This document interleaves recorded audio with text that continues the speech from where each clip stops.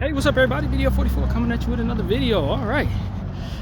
So, I feel pretty good, man. This is one of those days when my spirit and my body feels really good. I think the time off that I had from all of my normal routines, just getting, lost in the weed a little bit for about a week, was exactly what I needed. It helped me understand the aspects of it that I do like, and it had reminded me of behaviors that I don't want to go forward with. I can tell you honestly, you guys, I am not a weed head no more. I love marijuana, but it doesn't love me. And it was good, though, for me to revisit it, to see where we're at with that. To have an extended period of time where I had enough weed to smoke for about 3 or 4, actually about 6 days. It was a great strand, but it had some positives and some negatives. And one of the negatives that it had was it made me extremely antisocial. That particular weed, it turned on what I like to call the helmet experience, to where you feel like you're wearing a helmet, some type of helmet when it's on. It was that type of weed. And so as soon as I started smoking it, I immediately found myself feeling as if I had put on the helmet, and it cut off the part of my brain that made it so that I wanted to talk to anybody. It cut off the part of my brain that made it so that I wanted to be around anybody.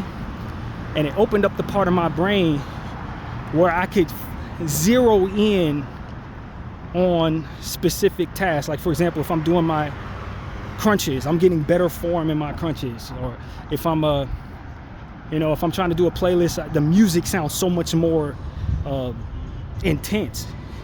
And the thing that I most appreciated about this last week, the most appreciated thing that I had, was the day that I picked up that weed and first put it into my pipe.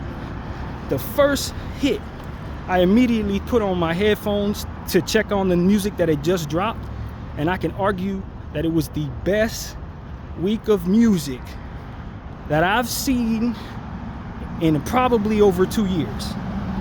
So what I ended up experiencing was hearing some of the best music that has come out in a while for the first time, fresh off of almost a year hiatus from smoking weed. It was the best musical experience I've experienced since being on this side of town by far. By far. Shout out to the artists that dropped all of that dope music, man. Chase Shakur, I love his extension to his album. I wasn't a big fan of the man's album, although I do love his music. But I just didn't love the previous album. He added 7 songs to that album on a deluxe, and it's better than the album. Some of the best music I've heard. And so shout out to Chase Shakur, dope R&B act, I believe out of the East Coast somewhere. I'm not sure where he's from, but I absolutely love his album. What he did with his album, rather, adding them songs to it. I love all 7 of those songs. They're freaking dope. And I was able to experience them for the first time off a fresh high. It was amazing. And there was other music made by other people that was also amazing. So I put together a great playlist. Now that I've been able to live with that music for about 7 days, I've come to realize what I was experiencing in that moment. And so that just felt like divine timing for me personally. Very divine timing, to say that when the best music came out, I had something to accompany that I had stayed away from and sacrificed from for over a year. And doing so made it so that the high would be significantly more intense. Essentially, the context from which to understand about the experience. Like, because I hadn't smoked in about a year. How y'all doing, man? What's up, fellas? Because I hadn't smoked in about a year, when I found myself in a position to smoke, it was that I was experiencing with the initial return to high. So that was magical. I love that. But there were things about this I did not like. One of the things I didn't like was the neglect to certain things. The attention to detail in my room as I'm walking around. I'll leave a fork in the sink. I'll never do that. I won't make up the bed when I get out of it in the morning. It's terrible. I don't ever do that. So it's like, there's certain things that it did that reminded me why I don't want to smoke going forward. That bring down, that come down from smoking, I hate that feeling. With this weed, I hated it. It was the worst come down. It make you want to smoke so that you don't feel that. And then, as well, I had some of the issues self-conscious issues and just different isolated demons that don't show up unless I'm high. They were very much in effect over the last 7 days, which is why you guys did not see me. I was opting to stay home in the days where I know I would go outside. Opting not to answer the phone for people that I had been talking to every day, you know what I mean? So I know that aspect is real for me. And then overall, just the idea that the addiction is still in place. But when I ran out, I started looking for some, let me see if there's any resin in the pipe. Like, that's a real thing for me, which tells me I'm on the right track when I stay away from it. So it was a lot of balance that came from it. It was extremely good in some very key areas, and it was extremely bad in some key areas. That was just enough to say, I enjoyed it, I won't be purchasing anymore. I didn't purchase that, but I won't be purchasing any. So that was, I think that was divine. All of it was divine. I think the art that I made was okay off of that, but it didn't really enhance my creativity or my artistic personality, really, like I was hoping it would. Didn't really accompany the art like what I like my weed to. But all in all, I felt like it was good to just have that and leave it there, you know what I mean? So like a one-night stand, you leave it there. We don't need to talk no more. Just, we had our weekend, and that's it. That's what that was for me. I had a weed week, and in the midst of trying my very best to remain sober, I found some weed, and I had a great time with it.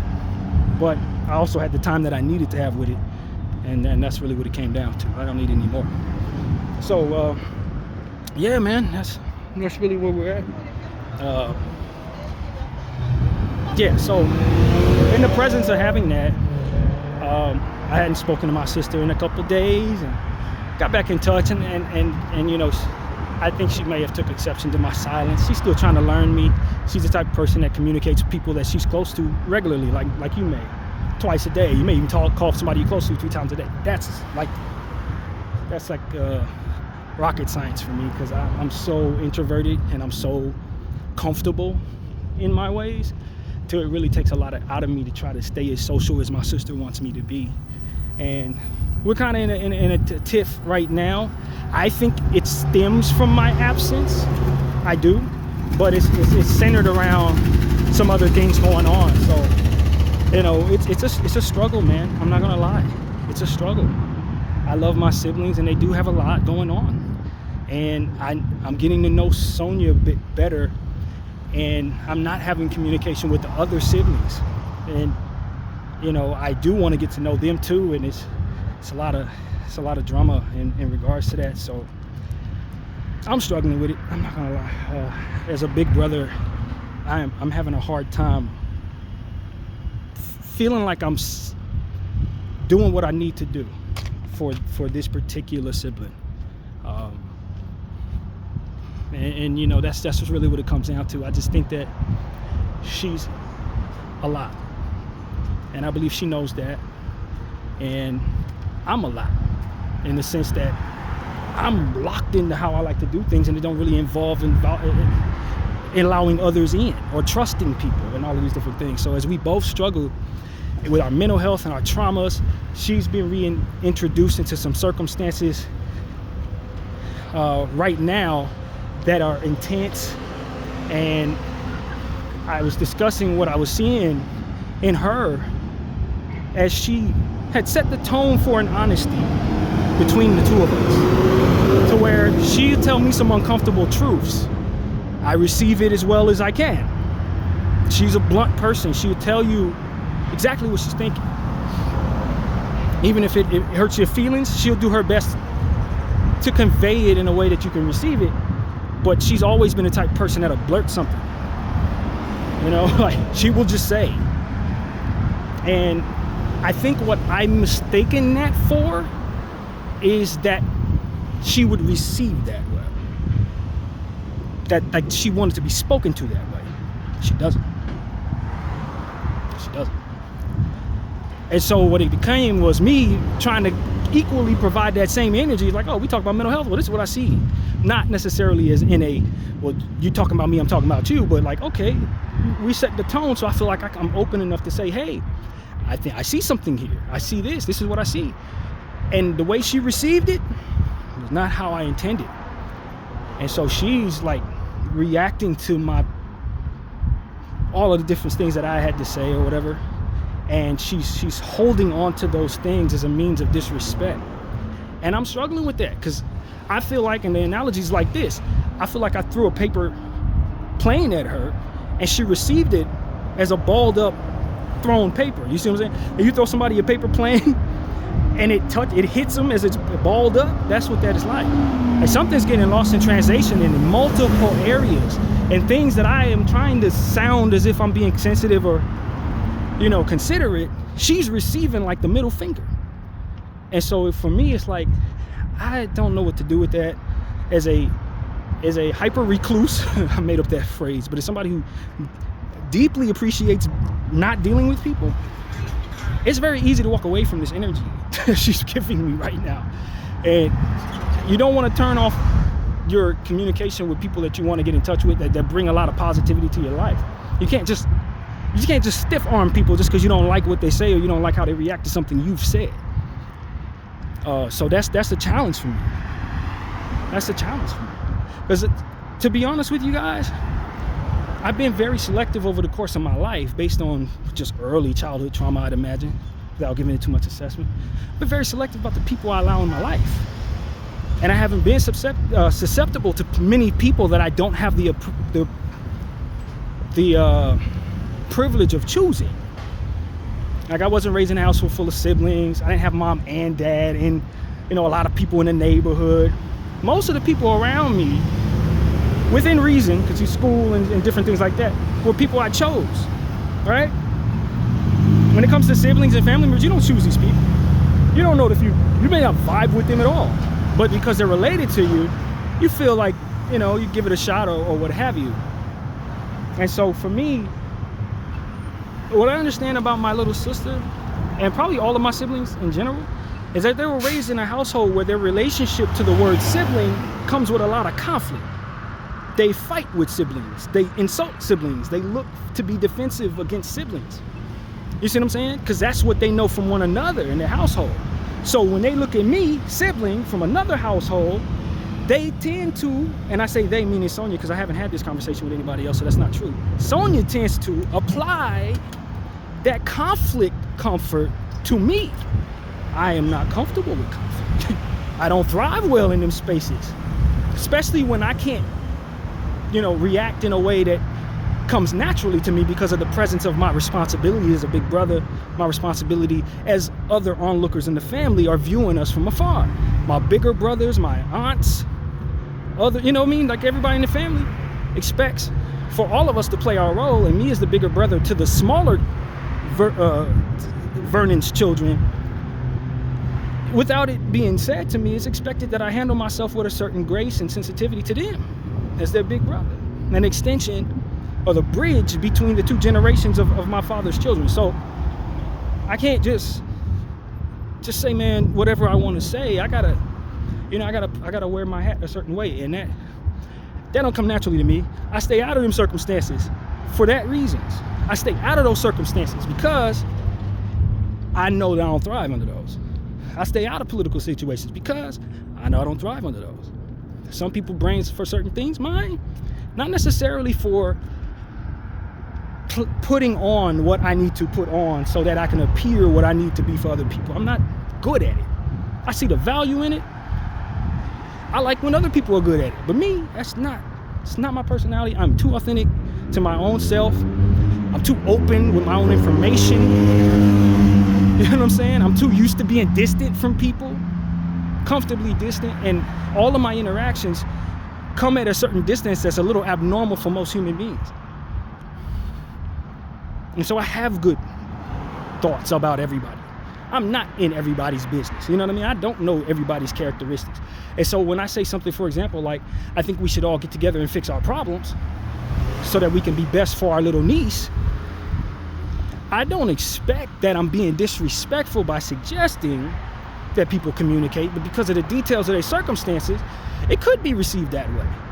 That context comes in after I already expressed, hey, I think you guys should talk, and now that's a seed being used against me to say that it seems like I'm pressuring my little sister to communicate with my other siblings, for which I just think that's lost in translation. My intention was not even that. I didn't have that in my head at all. But she's taking that as well in offense. So it's just like, all right, well, look, little sis, I'm trying my best here. I'm open to communicating with you. But if you're going to continue to push me away, or if you're going to begin to push me away, it's not hard for me to stay away. I'm not a person that is used to being close to people any damn way. So you're just one more human being I'm not close to in this life. It's like everybody else. I'm not uncomfortable with that. What I'm uncomfortable with is being close to people, and then all the different things that that derive from them interactions, to be honest with you. Somebody happy with you today, you say something that they don't like, and all of a sudden they mad at you, and then they make up. I can't keep up with that. I'm not a normal human when it comes to that type of stuff. If I'm being honest with y'all, I'm just not. I'm really not. And one thing this has shown me is I'm not as sensitive as I need to be to kind of deal with certain sensitive people, if I'm being honest. And as somebody who considers himself pretty damn sensitive, that's not a good trait. And I need to grow in that area. And so there are some things that she said that I took very seriously, some things that she spoke to me about that I felt was very constructive and very helpful criticism, you know, and observations. And so I appreciate the way my sister is able to do that. And look, I don't hold it against her that she can't receive. A lot of times, naturally, people tend to say, well, if you can dish it out, you better be able to receive it. I don't think that's how mental health works. It would be great if everybody could do that. But some people are very comfortable expressing to you what they see in you, and then will become very defensive when you express to them what you see in them. I can just say that that's what my sister showed me. She deals with that. She deals with that a little bit. I hope that she's able to manage it or grow from it, whichever would be appropriate for her personality. But for me, I just, at this point, I just honestly value my peace. I value the sanctity of that peace. And it's just a little much for me right now, to be honest with you. And listening to what she had to say. We were on the phone last night till 5 a.m, myself and my sister, because she had left me some messages. This is the truth. She left me some messages while I was working on a playlist that I made last night, deriving from all of that great music that I found from last week and a couple other of my favorite songs. So as soon as I started that process, she placed a phone call to me after leaving like messages that were like 10 minutes long. She asked me if I had listened to them. And I said, no, I said, hey, I'm starting up, playlist. And, I told her what I was doing. And I was like, is everything okay? And she expressed to me that, nah, it's not. And then I looked at what she had written after leaving the message that she had written. It was a text there in the thread that essentially was telling her some things, telling me some things that ultimately alluded to, this may be a conversation that I need to mentally prepare myself for. And so as a result, I finished doing what I was doing. And then when I was done at like 1:30, I listened to her messages, heard her position, and then proceeded to communicate with her. So we ended up having all them exchanges in the wee hours of the morning. And we finally she went to sleep probably the same time I did, I'm sure, like 5 a.m. And so, like I'm saying, like my effort toward my sister is extensive, man. I'm trying to be there. I'm trying. I'm giving her more effort than I've really given anyone since Kay, if I'm being honest with you. Hey, y'all remember how that went with Kay? She actually hit me up this morning, ironically enough. There's a few words in my DMs, but I appreciated hearing from her. Shout out to her. But it's one of those things where it's like, I don't have the emotional and spiritual and mental fortitude to really engage in this type of closeness, I guess. It's too much for me, I guess.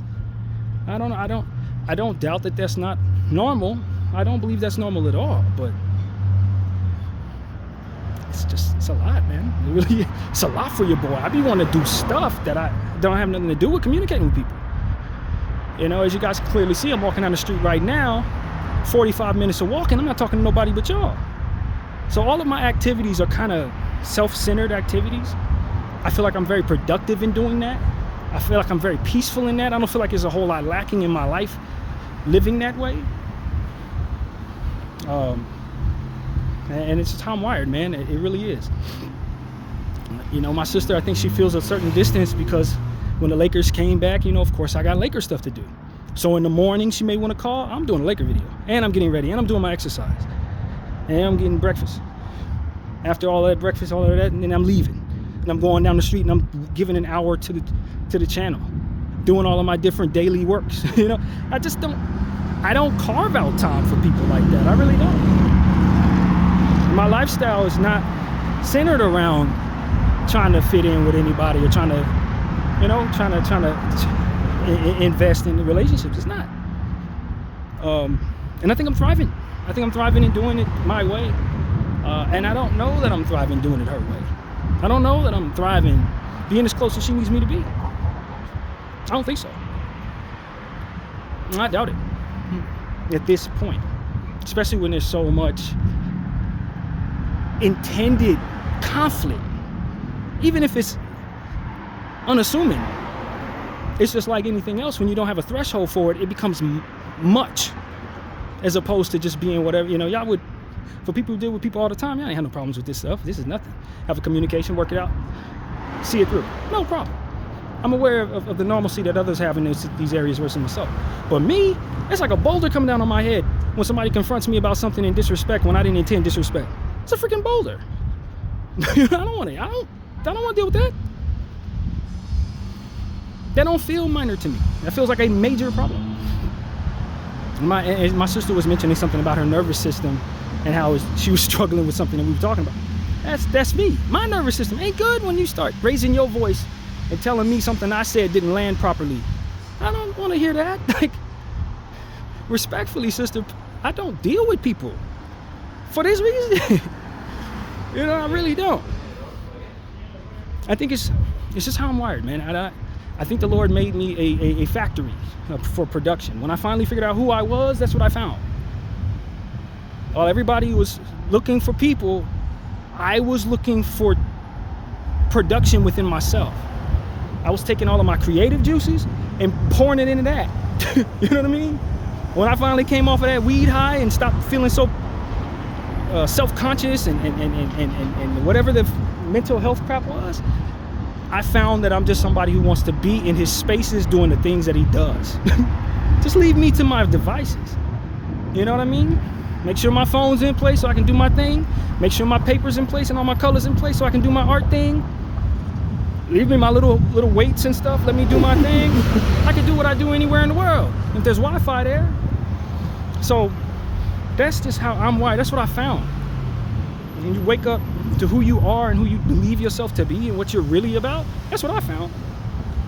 You know, hey, do I want a family? Do I want to be with a woman? Sure. Do I think that my lifestyle and what my rhythm is would actually thrive with anyone else? Not if they're not wired especially to deal with me. Not if they're not wired especially to deal with somebody like this. And I think communicating with my sister and having this little weed off thing really helped me believe that in a different kind of way. There's a damn good chance I don't find anybody at this point, because I'm not the type of person that likes to communicate with people or go places where people look to meet people, or, you know what I mean? It's just, if something's gonna happen, it's gonna be because God dropped it out of the sky and made it undeniable. And otherwise, it's just me wanting things that I'm actually not wired for. And a lot of times when I meet certain women, I'm not wired to actually, you know, court them normal. No, I'm not that person at all. Never been that person.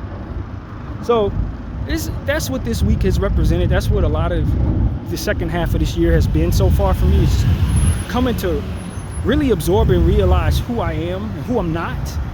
Areas where I can get better.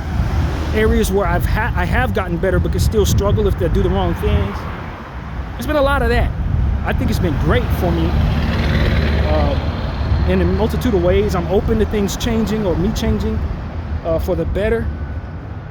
And I do want a stronger relationship with my siblings. However flawed they may be or how flawed I may be, I believe in a united front, especially when you're trying to be a village for a new generation of people. We do have a lot of children in our family.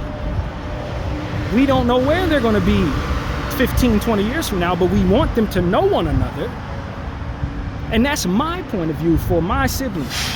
Get your act together so that our kids don't grow up on opposite ends of the country of one another without even knowing who they are. Not in knowing who one another are. I don't want that for my family. I look back and I've traced generations of my family back, and I realize we've lost a lot of touch with people who were in the same household with one another.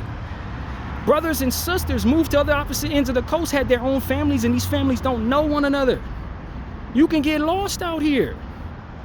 People change their last name in those circumstances. You'll never know who your kin is.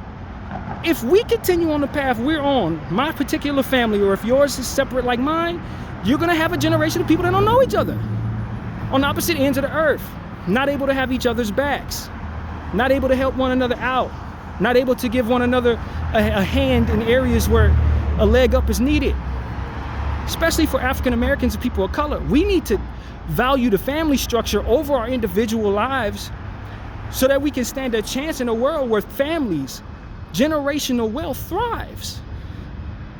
If you're gonna have issues with your family members and not stay together, you're not ever going to be able to build a trust. You're not ever going to be able to uphold family generational wealth.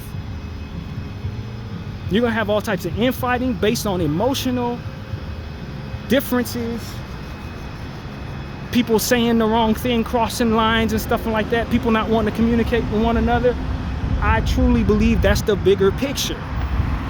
I think that even if we have hard times communicating with one another or are wired a certain way to not want to be in each other's lives, I still think the bigger picture for not only our family but for our entire race is to get closer to one another, work with one another, break bread with one another, invest in one another, and save with one another. And so I may not be wired for that, but I know what the bigger picture should be, and I want to be better for it, even if my wiring doesn't allow for it. So yeah, that's my thing. It's like, yo, I have a much greater purpose to my intentions toward my siblings than to just be in their lives and judge them. And I'm thinking about more variables that have nothing to do with what has been communicated to me. And at this point, I feel like I gotta double back and remind my sister, like, yo, I'm looking at this. I'm not looking at that. I don't care about that. My mind is on another. I'm somewhere else as it pertains to what my vision is for our family. So if you want me to come back down to earth and get back into this, I don't like them, watch what you say around them stuff, I'm betraying my bigger picture, which is I don't give a damn about none of that. I don't care about any of that. You know what I mean? I'm a representative from a different household. And I was raised differently than them. And so I struggle with them, man. I really struggle with them people. I'm not gonna lie. Or at least Sonia at this point. Not really the rest because I haven't spoken to them. But just the same, it's like it's awkward because there's some real fundamental differences. It's how I was raised in my household and how they were raised in theirs. So when them worlds collide, they tend to they don't really fit, you know? With all due respect to them, without giving up any of the stuff that has to do with their business, we just have very different moms, man. That's what it comes down to. My mother and their mom, it would not have been great friends, you know what I mean? So it's like, that's the truth. I had certain things that were instilled in me that directly relate to my mother's values and points of views, and they have some things that directly relate to their mother's points of views and values and things. And that's where the disconnect also is found. And so for me, I'm just like, man, I like my little bubble. I like where I am as it pertains to myself. I'm pleased where I'm at. I'm pleased with who I am, all that good stuff. And all of this extra out drama and conflicts, and people wanting to be mad at one another, hot and cold, all that. I'm not comfortable with any of that, y'all. I'm really not. The type of person I'm trying to be going forward. I'd like to be more comfortable in them circumstances, but I ain't there yet. I'm not. So, yeah, man, I appreciate y'all letting me vent. Of course, we will talk about things that are much more important in life than what I got going on with my family, but I just wanted to give y'all a little insight of what's been going on these last weeks since I've been absent for the most part.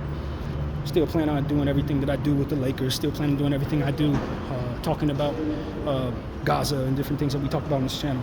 All of that is more important than my stuff, but I did want to reserve this video just for what I'm dealing with, man. And you take care of self first, And then you can address all of the things bigger than you. But if you're not taking care of home and you try to attach yourself to bigger causes, I can guarantee you're going to get lost in that process. One way or another, you're going to get lost in that. Take care of home, folks. Bdf 44. Thank y'all for watching.